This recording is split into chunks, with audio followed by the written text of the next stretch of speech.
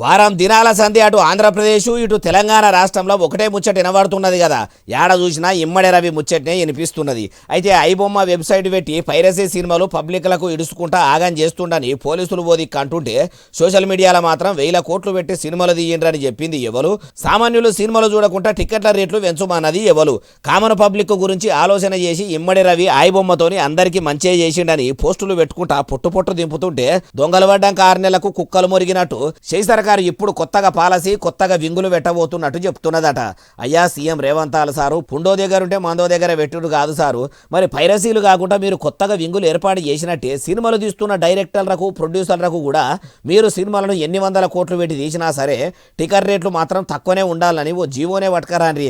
Cinema release date నుంచి టాకీస్లో ఉన్నన్ని దినాలు కూడా కామన్ పబ్లిక్కు తిప్పలు కాకుండా టికెట్ల రేట్లు ఉంటాయని రూల్ పెడితే అప్పుడు ఇటువంటి పైరసీ వెబ్సైట్లు పబ్లిక్ పట్టించుకోరు. ఒక ఐబొమ్మనే కాదు, ఏ బొమ్మ అయినా దాని జేజమ్మ, దాని అమ్మమ్మ, దాని తాతమ్మ వచ్చినా గానీ ఏ పైరసీ చేయకుండా పోతుంది.